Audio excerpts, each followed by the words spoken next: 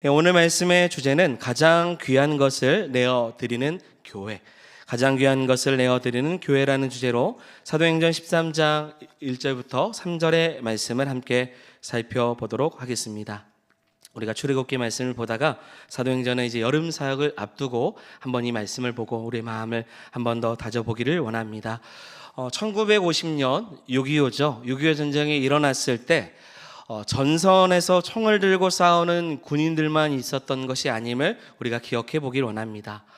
험한 산길을 오르내리며 탄약과 식량을 나르는 사람들이 있었습니다. 때로는 차량이 들어갈 수 없는 고지까지 군수품을 운반했고, 높은 고지에서 내려올 때는 부상당한 병사를 지게에 실어 오기도 했습니다. 그들에게 주어진 무기는 총이 아니었습니다. 등에 지는 나무 지게였습니다. 그들을 노무단이라고 보통 이야기를 합니다. 당시 파병 나왔던 미군은 그들이 지고 있는 지게, 이 지게의 모양을 보고 알파벳 A와 비슷하다고 해서 이들을 A 프레임 아미라고 해서 지게 부대라고 불렀습니다. 그들은 정식 전투 부대의 군인이 아니었고 빛나는 계급장을 딴 사람들도 아닙니다. 나이는 10대부터 60대까지 많은 이가 이름조차 없이 제대로 된 기록이 없이 이 전쟁의 가장 위험한 곳까지 오르락 내리락 했다라는 것입니다. 여러분 생각해 보면 총을 든 병사가 전선에서 싸울 수 있었던 것은 누군가가 그 총에 들어갈 탄약을 등에 지고 올라왔기 때문이라는 겁니다. 그 수가 대략 9,000명 정도 된다고 합니다. 여러분, 우리는 전쟁의 영웅들을 생각할 때 대개 앞에서 싸운 사람들을 떠올립니다. 그러나 역사는 전면에 나타난 단 한 사람만으로만 이루어지지 않다라는 것을 우리가 기억해야 됩니다. 누군가가 앞장서서 싸울 때 또 다른 누군가는 그 싸울 수 있도록 짐을 지고 있다라는 것이죠. 누군가는 고지에 깃발을 꽂을 때 누군가는 그곳까지 그 깃발과 필요한 것을 운반하는 사람들이 있었다라는 겁니다. 전투의 승리는 고지에서 선언되죠. 승리했다라고 말하지만 그 승리를 가능케 한 수고는 이름 없는 사람들의 그 등 뒤에서 이루어졌다라는 것입니다. 여러분, 교회도 그렇습니다. 여름이 가까워지면 성경학교와 수련회를 어김없이 준비합니다. 여러분 꼭 기억하시기 바랍니다. 농촌교회가 다음 세대 여름 사역을 준비할 수 있는 것 그 자체가 여러분 축복입니다. 네, 축복이에요. 이 귀한 일을 감당할 수 있다라는 것이 축복입니다. 우리가 있다 자랑이 아니라 이건 축복입니다. 여름 사역에는 말씀을 전하는 사람도 있고요, 찬양을 인도하는 사람도 있습니다. 아이들과 함께 프로그램을 진행하는 교사가 있죠. 그런데 한 번의 여름 사역이 세워지기까지 여러분 눈에 띄지 않는 손길들이 많이 필요합니다. 그래서 누군가는 휴가를 내어서 헌신의 자리를 지킵니다. 누군가는 새벽부터 식사를 준비하고 누군가는 늦은 밤까지 차량을 운전합니다. 누군가는 예배당 밖에서 찌는 그 여름 날씨에 견디며 잔디를 깎고 수영장을 청소합니다. 시설 보수도 하죠. 아까 사진들이 그런 내용들입니다. 어제 있었던 일들이죠. 누군가는 참석하는 아이들을 위해서 기도하며 섬깁니다. 여러분 생각해 보면 여름 사역 기간에 이 강단에서 이 복음이 선포될 수 있도록 보이진 않지만 자기 등에 사역의 무게를 지고 있는 사람들이 반드시 필요했고 많은 사람들이 섬겨야 된다는 거죠. 분명히 사람들의 눈에는 보이지 않을 수 있습니다. 그러나 그들의 수고가 없으면 누군가는 그 복음의 구원의 복음을 들을 자리를 얻지 못할 수 있습니다. 그래서 여러분 초대교회 역사 그리고 교회 역사 보면요, 이 앞에서 이제 이렇게 마이크를 잡고 있는 사람만으로 교회 역사는 이루어지지 않습니다. 다른 사람이 말씀을 들을 수 있도록 기꺼이 짐을 지는 사람들의 순종이 있었다라는 거죠. 성경은 그 이야기를 잊지 않고 있습니다. 오늘 본문의 안디옥 교회에 5사람, 섬기는 5사람의 이름이 등장합니다. 누가 있냐면 바나바가 있고요, 시므온이 있고 루기오, 마나엔, 사울이 있습니다. 자, 여러분, 이 5명의 사람 중에서 우리는 보통 누구를 잘 알고 있습니까? 바나바와 사울을 잘 알고 있죠. 바울이라고도 하지요. 사도행전 이후에 이 두 사람이 어디로 갔는지, 어떤 도시에서 복음을 전했는지, 어떤 교회를 세웠는지를 아주 자세하게 기록하고 있습니다. 그러나 사울과 바나바를 제외한 누가 있습니까? 시몬과 루기오와 마나헤는 이후의 이야기가 거의 남겨져 있지 않아요. 그들이 어떤 설교를 했는지, 얼마나 오랫동안 안디옥 교회를 섬겼는지 성경은 전혀 설명하고 있지 않다라는 겁니다. 그런데 여러분 기억하십시오. 하나님께서는 그들의 이름을 성경에서 지우지 않으셨다라는 거예요. 이유는 복음의 역사는 바나바와 사울이 지나온 길에서만 시작된 것이 아니기 때문입니다. 그들을 이 복음의 사역을 할 수 있도록 분별하고 기도하며 기꺼이 보내준 교회가 있었고, 변함없이 한 자리에서 이름도 없이 섬기는 사람들이 있었기 때문에 복음의 확장이 이루어진 것입니다. 오늘 말씀을 통해서 저는 먼저 이 생각했습니다. 숨어있는 영웅들이 있다. 숨은 영웅들이 있다. 숨은 영웅들 같은 섬김의 사람들이 있었기 때문에 이 복음의 사역의 역사가 이루어졌다라는 거죠. 저는 오늘 말씀을 통해 숨은 영웅과 같은 섬김의 사람들과 그리고 교회의 모습을 통해서 여름 사역을 앞두고 있는 우리는 본인에게 해당이 안 된다고 생각하지 마시고요. 어떤 모습과 어떠한 신앙으로 하나님을 기쁘시게 하고 다음 세대를 어떠한 섬김으로 그들을 섬겨야 될지 이 말씀을 통해서 다시 한 번 더 살펴보는 우리 모두가 되기를 주의 이름으로 축원드립니다. 이제 말씀 속으로 한번 들어가 보죠. 1절의 말씀입니다. 안디옥 교회에 선지자들과 교사들이 있으니. 자, 여기까지요. 안디옥 교회에 선지자들과 누가 있었습니까? 교사들이 있었다. 자, 여러분, 사도행전을 기록한 누가는 먼저 안디옥 교회를 먼저 언급합니다. 그리고 그 안에 섬기는 사람들의 이름을 기록하고 있어요. 자, 여러분, 안디옥 교회는 어떤 교회입니까? 정확하게는 사도행전 7장에 스데반 집사의 순교 이후에 박해가 심해졌습니다. 그로 인해서 8장 1절 한번 띄워주세요. 아까 띄웠는데요. 사울은 그가 죽임 당함을 마땅히 여겼더라. 그날에 예루살렘에 있는 교회에 큰 박해가 있어 사도 외에는 다 유대와 사마리아 모든 땅으로 흩어지니라. 아멘. 박해가 심해지자 유대와 사마리아 모든 땅까지 흩어졌습니다. 이때 박해를 피해서 흩어진 성도들이 어디까지 갔냐면 안디옥까지 이르렀다라는 거죠. 그래서 사도행전 11장 19절의 말씀 읽어보겠습니다. 읽겠습니다. 그때 스데반의 일로 일어나 환난으로 말미암아 흩어진 자들이 베니게와 부로와 안디옥에까지 이르러 유대인에게만 말씀을 전하는데. 아멘. 흩어진 자들이 복음을 안디옥에 있는 사람들까지 전했는데, 말씀 다시 띄워주세요. 유대인에게만 말씀이 전해졌다라고 먼저 이야기를 해요. 처음에는 안디옥에 있는 유대인에게만 말씀이 전해졌어요. 그러나 구브로와 구레네 출신 몇 사람이 헬라인에게도 주 예수를 전하기 시작합니다. 자, 이로 인해서 사도행전 11장 21절의 말씀 같이 읽어보죠. 주의 손이 그들과 함께 하심에 수많은 사람들이 믿고 주께 돌아왔더니. 아멘. 그래서 안디옥 교회는 여러 민족의 경계를 넘어서 다양한 사람들, 그 사람들과 함께 복음 위에 세워진 교회가 되었다라는 거예요. 이름이 특별히 언급되지 않아요. 안디옥 교회의 시작은 이름이 기록되지 않은 흩어진 성도들을 통해서, 전도를 통해서 이루어진 것입니다. 그들이 경계를 넘어서 복음을 전했고, 바나바가 그 이후에 파송되어서 교회를 돌보았습니다. 그리고 결국 사울이 동역자로 합류를 한 것입니다. 그리고 오늘 본문이에요. 오늘 본문에서 5명의 지도자가 함께 이제 교회를 섬기고 있다라고 이렇게 시작을 하고 있는 겁니다. 프로필을 좀 살펴볼까요? 먼저 누가 나오냐면 바나바가 나오죠. 여러분, 바나바는 구브로 출신 유대인입니다. 여러분, 그의 본명이 뭐냐면 요셉입니다. 그런데 사도들은 그를 요셉이라고 부르지 않죠. 우리가 잘 아는 내용이에요. 이 시간에 본 내용입니다. 그를 뭐라고 부르냐면 위로의 아들이라고 불러요. 바나바라고 부릅니다. 바나바는 유명한 사람입니다. 그는 사람을 살리는 사람이에요.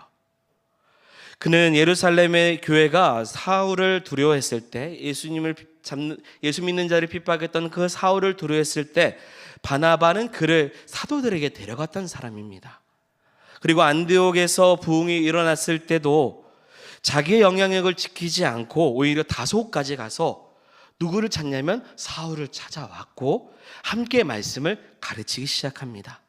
그러니 바나바라는 사람은 하나님의 부르심을 따라 설 수 있도록 길을 열어주는, 다른 사람들에게 길을 열어주는 사람을 살리는 지도자였다라는 거죠. 자, 그 다음에 누가 있냐면 바나바 다음에 니게르라 하는 시므온이 등장을 합니다.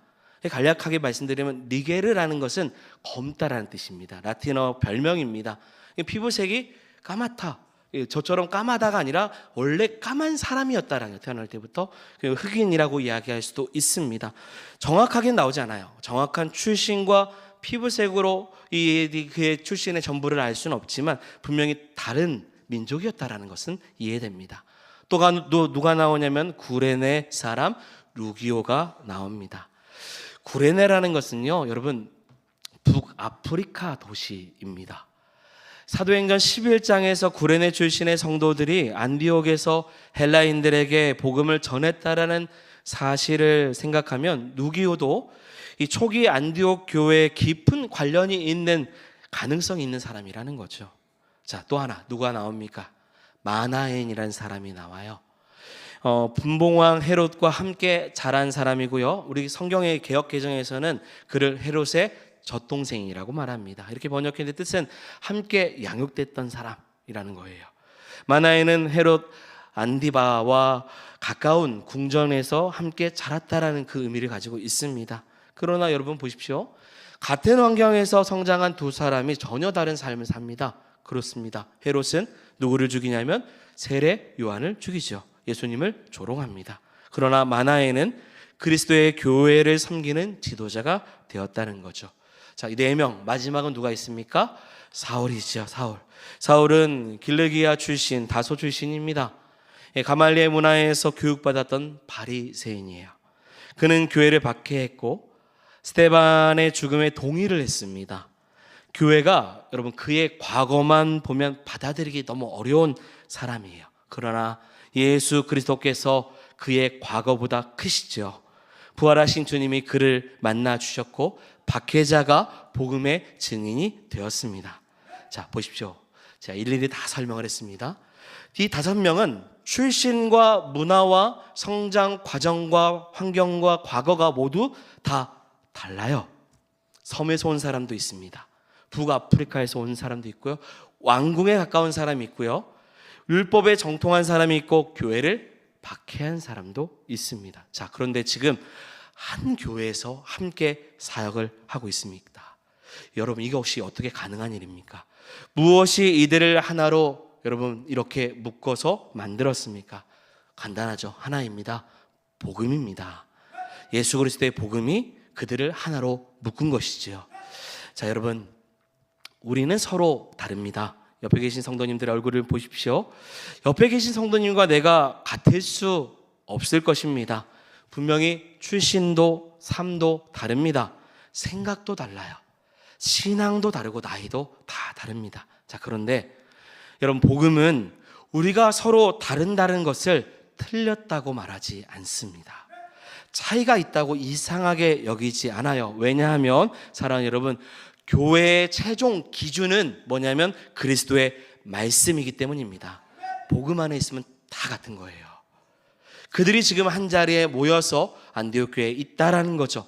그리고 본문은 그들을 이렇게 말합니다. 선지자들과 교사들이라고 이야기를 해요. 여러분, 선지자는 하나님의 뜻을 공동체에 선포하는 사람들입니다. 교사는 그 말씀을 바르게 이해하고 그리고 그것을 다 살아내면서 가르치는 사람들이죠. 이 말은 역할이 분명히 다르다라는 거예요. 그러나 그리스도의 복음으로 하나를 이루고 있다라는 것입니다. 여러분, 말씀을 전하는 사람이 있고요. 맞죠? 그리고 예배 공간에 이 공간을 준비하는 사람들이 있습니다. 사역의 방향을 세우는 사람들이 있어요. 정해진 길을 세밀하게 진행하는 사람도 있습니다. 새로운 아이디어를 제시하는 분도 계시고 어떤 일을 시작할 때 끝까지 그 일을 지켜내는 사람들도 있습니다. 여러분, 교회 공동체는 그런 공동체입니다. 역할은 다르지만 분명히 기억하십시오. 서열은 없습니다. 다 귀하죠. 고린도전서 12장에서 바울은 교회를 몸에 비유했습니다.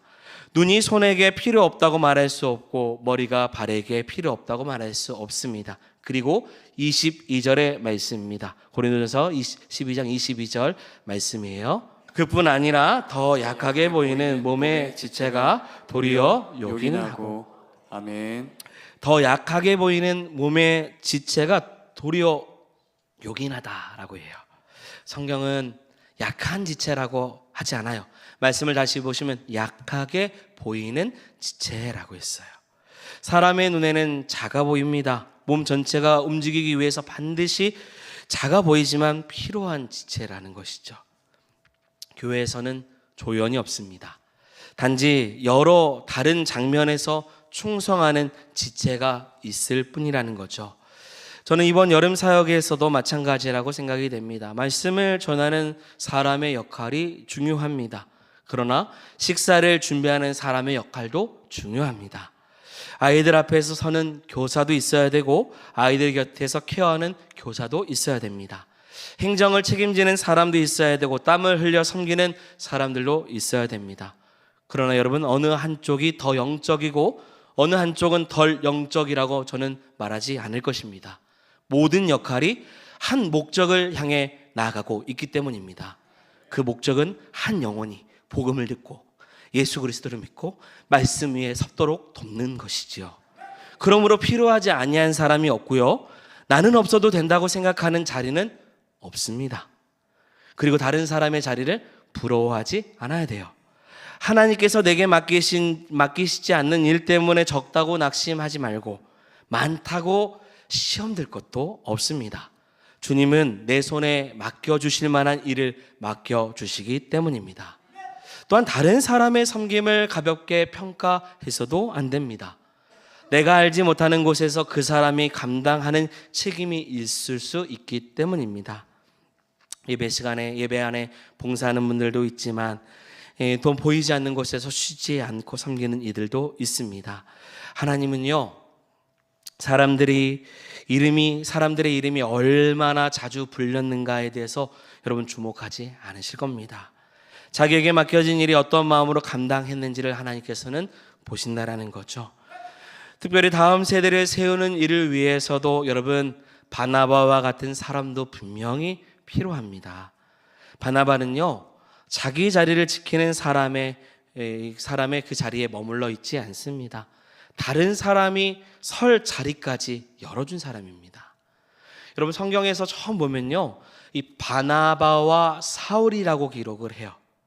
그러나 선교 여행이 진행되면서 이름이 바뀌기 시작해요. 그리고 바울과 바나바라고 순서가 바뀝니다. 여러분, 바나바가 뒤로 밀려난 것일까? 여러분, 복음의 관점에서는 그렇지 않습니다. 그가 세운 사람이 자기보다 더 크게 쓰임받기 시작되었다라는 것이죠. 자기의 이름이 뒤로 밀려간 것을 견디는 사람, 그것이 바나바예요. 자신이 세운 사람이 자기보다 앞서가는 것을 오히려 기뻐하는 사람이 여러분, 다음 세대를 세울 수 있는 것입니다. 여러분, 다음 세대의 사역에서 가장 위험한 태도 중에 하나는 내가 해온 방식이 계속 그대로 유지되어야 된다는 마음이에요. 여러분, 복음은 바뀌지 않습니다. 믿으시죠? 복음은 동일합니다. 그러나 복음을 전달하는 세대와 문화는 달라지는 거예요. 진리는 타협할 수 없습니다. 그러나 때로는 익숙한 방식을 내려놓을 수도 있어야 되는 거예요. 그래 다음 세대를 맞춰 발받쳐 나갈 수 있는 것이죠. 그래서 작년 세대는 오랜 세월 지켜온 믿음과 여러분 순종의 그 경험을 다음 세대에게 반드시 전수해야 될 줄 믿습니다. 그리고 청년 세대는 이전 세대의 그 헌신을 여러분 낡은 것으로 여기지 말아야 할 것입니다. 저는 예전에 있었던 일들이 새롭게 뭔가를 다시 리뉴얼을 할 때마다 누군가는 이야기합니다. 그때 이렇게 해가지고 많은 실수가 있었다고 말하나 저는 말해요.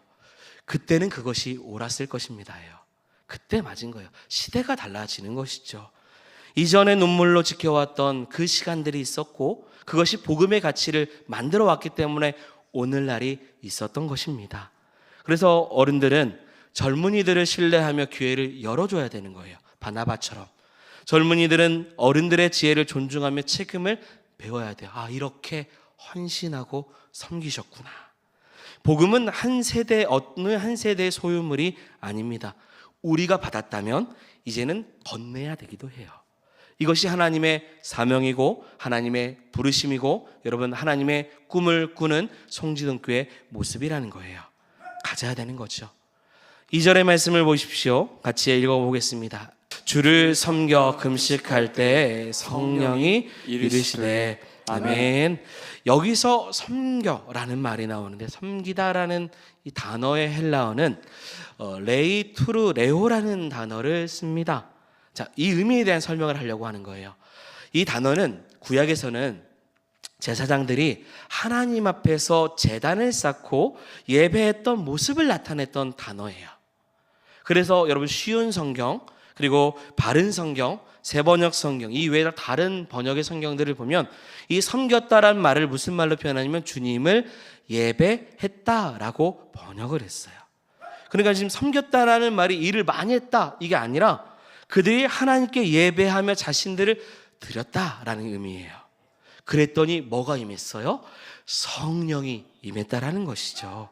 여러분 안디옥 교회 지도자들이 선교의 전략을 논의하다가 성령의 말씀을 들은 것이 아닙니다. 어떤 지역을 먼저 공략할 것인지를 조사하고 있는 가운데 나타난 것도 아닙니다. 그들은 주님 앞에서 섬겼습니다. 예배했어요. 그래서 여러분 안디옥 교회의 선교는 예배에서 만들어지는 거예요. 여러분 주의 일을 할 때도 치밀한 준비가 필요합니다. 그러나 준비가 성령의 역사를 만들어내는 것이 아니에요. 일정표가 완벽합니다. 모든 준비가 다 잘 되었어요. 그러나 그것이 한 영혼이 변화되는 그 모든 것의 핵심은 아닙니다. 좋은 장비를 갖추었다고 예배가 살아나는 것도 아니에요. 여러분 또 연습을 많이 했다고 예배팀입니다. 연습 많이 했다고 혹은 재미있는 프로그램을 준비했다고 그리스도의 제자가 되는 것도 아닙니다. 여러분 제가 어디서 본 책의 내용인데 도저히 그 책 출처가 기억이 안 나가지고 그냥 내용을 이야기를 하겠습니다. 이 포도나무와 격자라는 내용이에요. 이 포도나무의 줄기가 쓰러지지 않도록 가지가 뻗어 나갈 공간을 마련하기 위해서 격자가 옆에 있어야 된다라는 거죠. 그래서 교회의 조직과 프로그램을 교회에서 운영하는 모든 계획들을 포도나무를 바치는 이 격자에 비유했던 내용을 제가 어디서 보았어요. 근데 저는 공감을 했습니다. 여러분 격자에서 포도가 열리지 않습니다. 여러분 열매는 어디서 맺어지죠? 포도나무에서 맺어지는 것입니다. 여러분 완벽한 격자 다 모든 틀이 다 준비되었어도요. 여러분 우리 안의 열매는 이 격자와 준비해서 나오는 것이 아니라 성령의 역사라는 것이죠. 한 사람의 영혼이 말씀 앞에서 자랄 수 있기 위해서는 우리의 힘을 넘어서 성령의 도우심이 필요한 것입니다. 하나님을 예배하고 섬길 때 성령의 역사가 일어나는 거죠. 자, 그래서 여러분들에게 요청하는 거예요. 오늘 나와 상관없다고 생각하지 마시고요. 여러분 기도가 빠져서는 안 됩니다. 성령의 역사가 일어나기 위해서는 기도가 필요해요. 함께 예배하고 기도하는 동역자들이 있어야만이 영혼 살리는 이 귀한 사역 다음 세대를 세워나갈 수 있는 것입니다. 모든 성도들이 기도와 예배가 필요해서 이 중보적 기도를 통해서 아이들에게만 어떤 재미를 선사하는 게 아니라 여러분 복음의 그 선명함이 나타날 수 있도록 여러분들의 기도를 여러분 요청합니다. 함께 세워나가야 되는 것이죠. 여러분들이 기도하며 일을 동참할 때 한 주간 매일 여러분 기도해 주실 때 주일학교 성경학교와 그리고 수련회 가운데 성령의 임재하심이 분명히 일어날 줄 믿습니다. 그러면서 본문은 지도자들이 금식도 했다고 말해요. 금식은요, 여러분, 내가 원하는 결과를 얻기 위해서 하나님을 설득하는 종교적인 행위가 아닙니다. 금식은요, 하나님께 모든 걸 맡겨드리는 거예요. 하나님의 뜻에 집중하는 겸손과 같습니다. 안디옥 교회 지도자들은 자기의 계획들을 강화하기 위해서 금식한 것이 아니에요. 자신들의 생각을 내려놓고 하나님의 뜻 앞에서 이 일을 맡겨드리기 위해 마음을 비우는 행위인 것이죠. 우리도 여름 사역을 준비하며 내려놓아야 할 것이 있습니다. 교사는 아이들을 반드시 변화시켜야 한다는 여러분 그 부담을 내려놓아야 돼요. 우리는 말씀을 전하고 사랑으로 돌볼 수 있지만 여러분 분명히 기억해야 됩니다. 생명을 만들어낼 수는 없어요. 성령의 역사를 일으킬 수는 없다라는 거예요. 그래서 금식하는 겁니다. 주님께 맡기는 겁니다. 주님이 주인이십니다. 우리는 종에 불과합니다. 교회는 그리스도께서 자기 피로 세운 공동체입니다.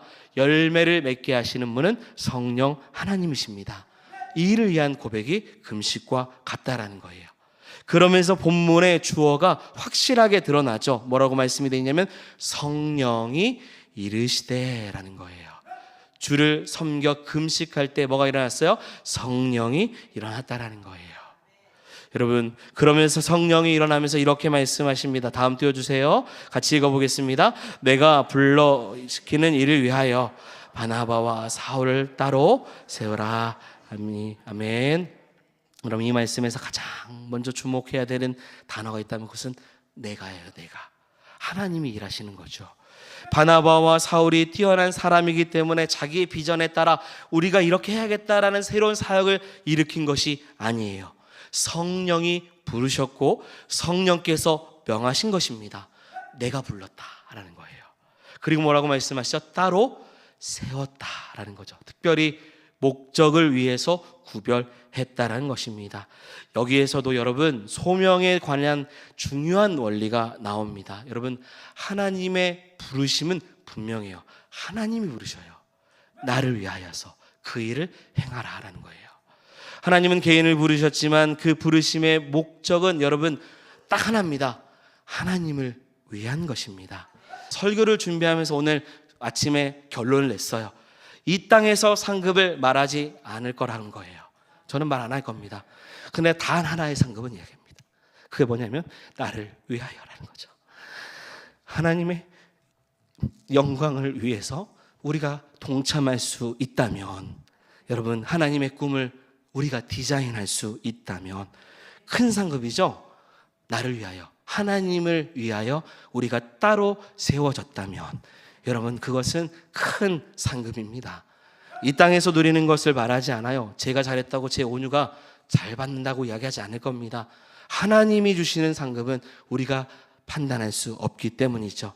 그러나 주를 위하여, 주의 영광을 위하여 섬길 때 그 일에 따로 부름을 받은 교회와 성도들은 하나님의 그 영광 위에 특별히 이름이 있든 이름이 없든 주님은 주목해 주시고 기억해 주신다는 거죠.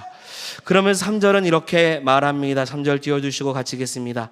이에 금식하며 기도하고 두 사람에게 안수하여 보내니라. 아멘. 2절에 금식하고 예배했던 이들이 성령의 말씀을 들은 이후에도 뭐 했습니까? 다시 금식하고 기도했습니다.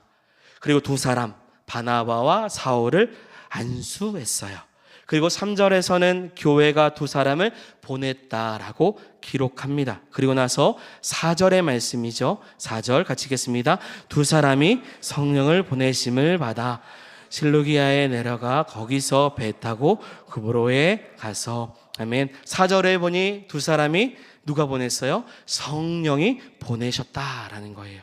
3절에 안디옥 교회가 보냈습니다. 근데 4절에서는 그것을 성령이 보내신 걸로 성명을 해요. 성령께서 교회 순종을 통해서 하나님의 뜻을 보여주신 것입니다. 결론입니다. 여러분, 오늘 안디옥 교회는 우리에게 분명한 모습을 보여줍니다. 서로 다른 사람들이 복음 안에서 한 사명을 이루었다라는 거죠. 그들은 주님을 예배하며 성령의 말씀을 들었다는 겁니다. 그리고 교회에 가장 필요한 바나바와 사울을 자신의 교회에서 떼어서 따로 구별하듯 하나님의 나라를 위해 드러내었다라는 것입니다. 안디옥 교회가 두 사람을 보내는 거 어찌 보면 교회 입장에서는 큰 희생인 것 같아요. 교회 입장에서는 우리가 이런 사역을 하는 것이 큰, 어찌 보면 우리의 개인적인 교회 공동체 안에서는 큰 어떤 수익으로는 보여지지 않습니다. 그러나 성경은 이 성령께서 그들을 보내셨던 이 사건과 교회의 순종을 통해서 하나님의 복음의 역사를 앞으로 쭉 이어가게 하십니다. 그래서 그 복음의 역사가 오늘날까지 우리에게까지 전해진 것입니다. 이번 여름 사역도 마찬가지입니다. 누군가는 앞에서 말씀을 전하고 누군가는 보이지 않는 자리에서 그 사역을 바쳐줄 것입니다. 그러나 모든 수고의 방향은 하나입니다. 나를 위하여. 우리가 드린 시간도 주님을 위하여, 우리가 흘린 땀도 주님을 위하여, 다음 세대를 품는 모든 기도도 여러분 기도해 주십시오. 주님을 위한 것입니다. 우리에게 가장 큰 상급은 사람이 우리를 기억하는 것이 아니라 우리를 주님께서 불러주시고 그 일에 동참케 하시고 특별히 구별해 주셨다라는 것입니다. 오늘도 이 귀한 사역에 우리가 함께 감당하고 여러분 함께 기도해 주시고 우리의 헌신을 통해서 우리에게만 복음이 머물러 있지 않고 다음 세대에게까지 예수 그리스도를 전하고 복음이 세상 가운데 전하는 이 수고가 헛되지 아니하도록 우리를 사용해 달라고, 나를 사용해 달라고 하나님께 나아가는 우리 모두가 되기를 주의 이름으로 축원드립니다. 아멘. 우리 함께 찬양하겠습니다.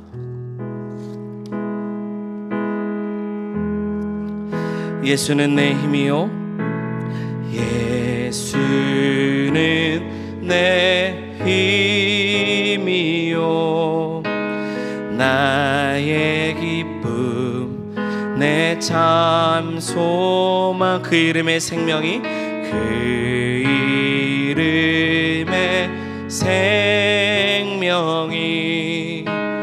내 삶의 이유라. 오직 주만 따라갑니다. 오직 주만 따라갑니다. 오직 주만, 오직 주만 높임 받으소서. 내 평생에 그 이름을, 그의 선하심을 세상에 노래합니다. 그 이름에 그 신능력, 영원한 생명이 내 삶의 이유라. 같이 고백하겠습니다. 내가 사나 죽으나, 내가 사나 주 그 이름을 위하여, 그 이름을 위하여 내 모든 다 드리니 나를 받으소서. 오직 주만, 오직 주만 따라갑니다. 오직 주만 받으소서. 내 평생에, 내 평생에 그 이름을, 그의 선하심을 세상 노래합니다. 그 이름에 그 신능력, 영원한 생명이 내 삶의 이유, 내 평생에, 내 평생에 그 이름을, 그 이름을 그의 선하심을